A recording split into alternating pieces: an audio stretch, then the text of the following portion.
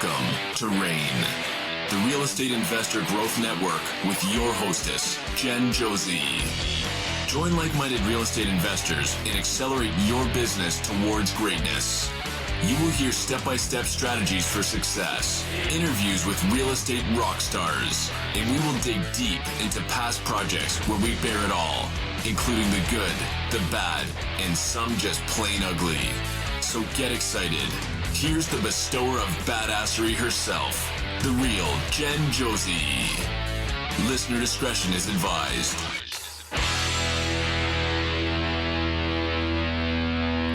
Hi, and welcome back. I'm Jen Josie, creator of RAIN, the Real Estate Investor Growth Network. Whoop, whoop. Today's episode is short and sweet, where I lay down some serious content with step-by-step strategies for success. But before we begin, here is today's badassery bestowment, my little badass gift to you. Today's topic is using lock boxes. Putting a lockbox on a property, which includes the house keys during the initial walkthrough, will save you time and allow your contractors to access it as needed, so everyone can work more efficiently. This simple detail can save you a tremendous amount of time over the course of many projects.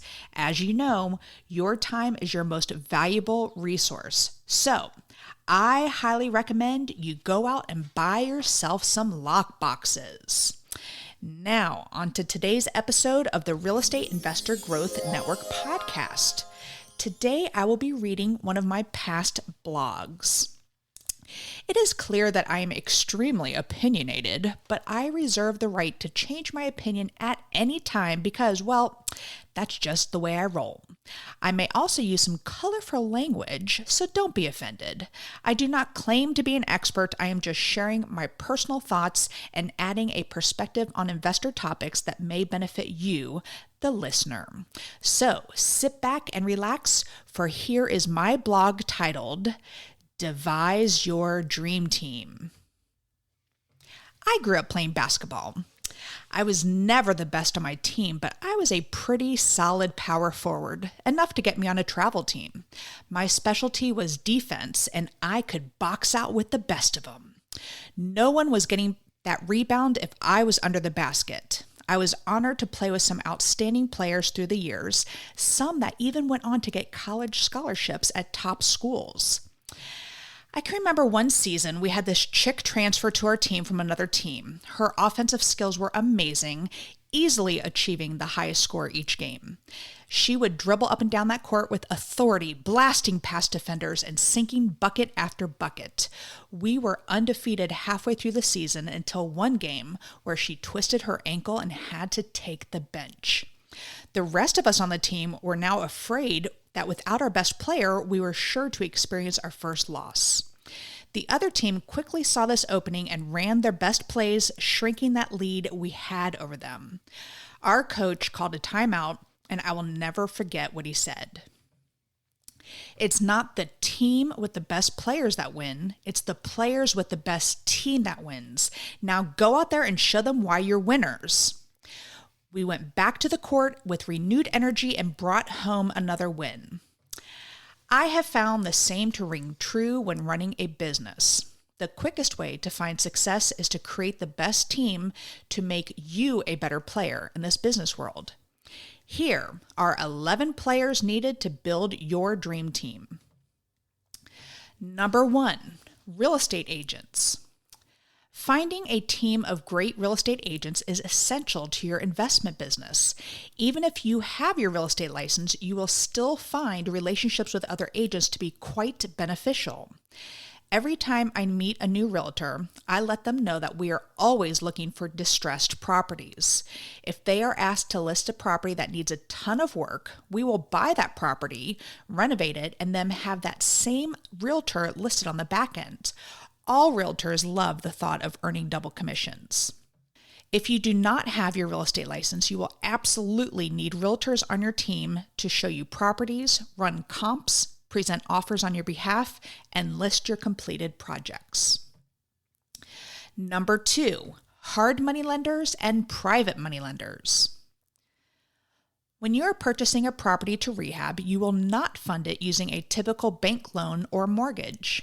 Instead, one of your options is to use a hard money lender.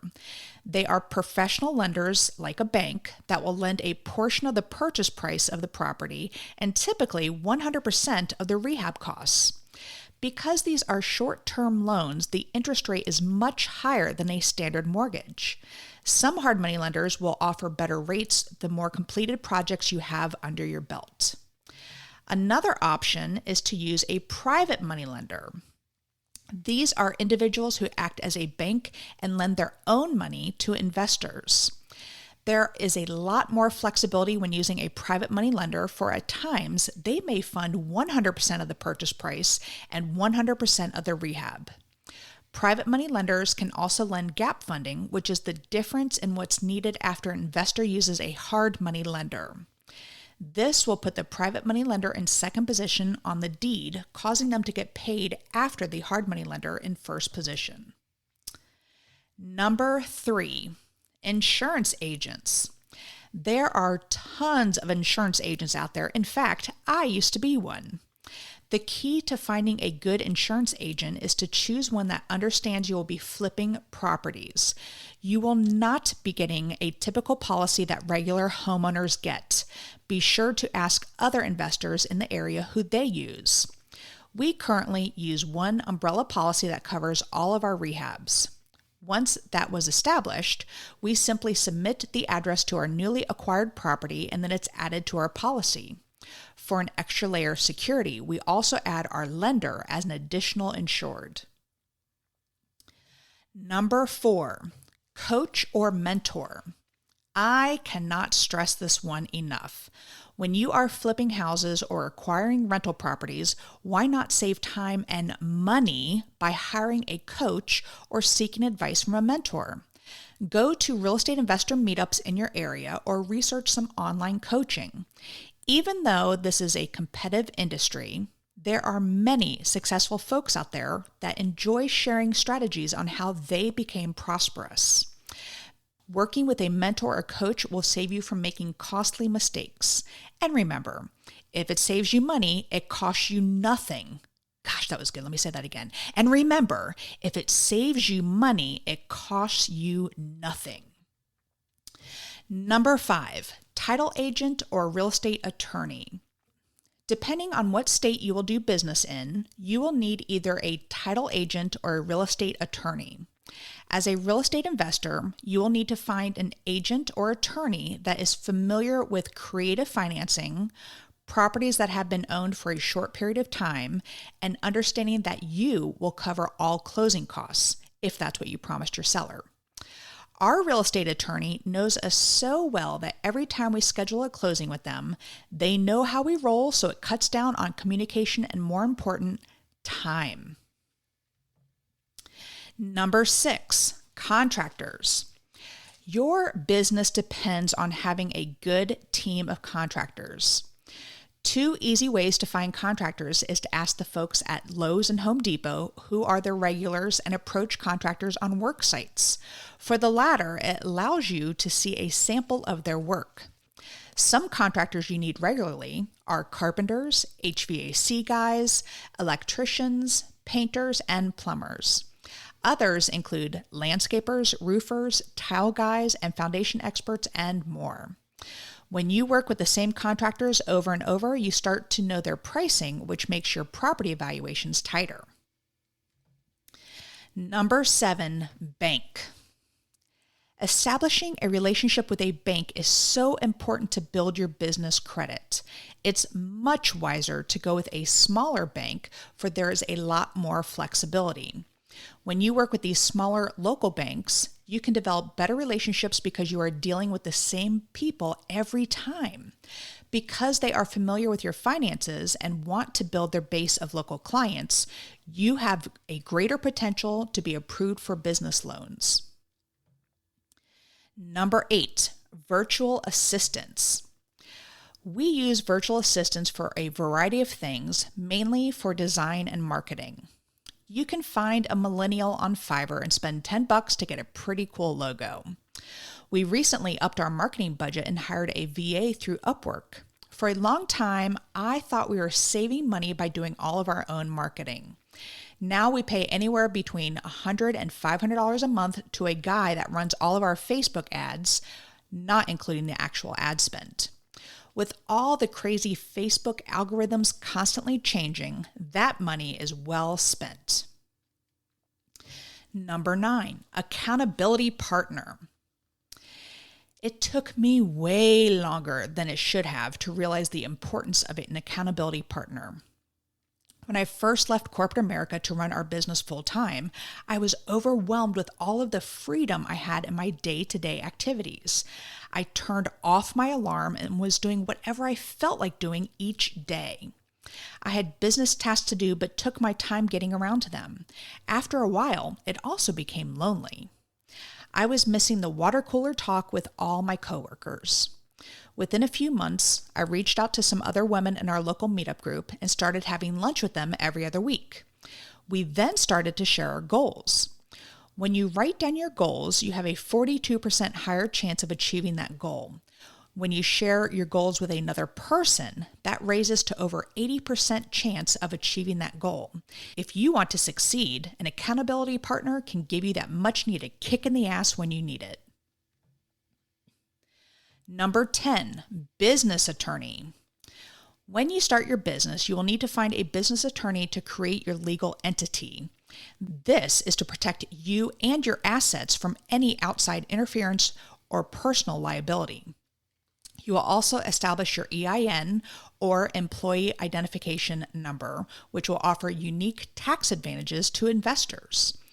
It's also good to have a business attorney on your team if you need help with disclaimers or contract verbiage. Our attorney is great in that the first 10 minutes of any call is free. If we have a quick question, we know we will get an answer without him charging us an arm and a leg. Number 11, retirement account facilitator. Even though you may be acquiring rental properties that will provide passive income until the day you leave this earth, it is also very important to have a financial custodian monitor your retirement nest egg. If you had a 401k at a previous job, you can roll that money into a self-directed IRA so you can continue to invest it and, more importantly, grow that money for the future.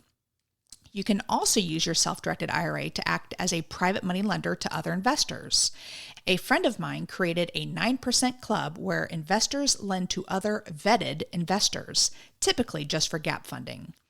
One could probably get a higher interest rate, but there is confidence in knowing the projects are run by experienced investors.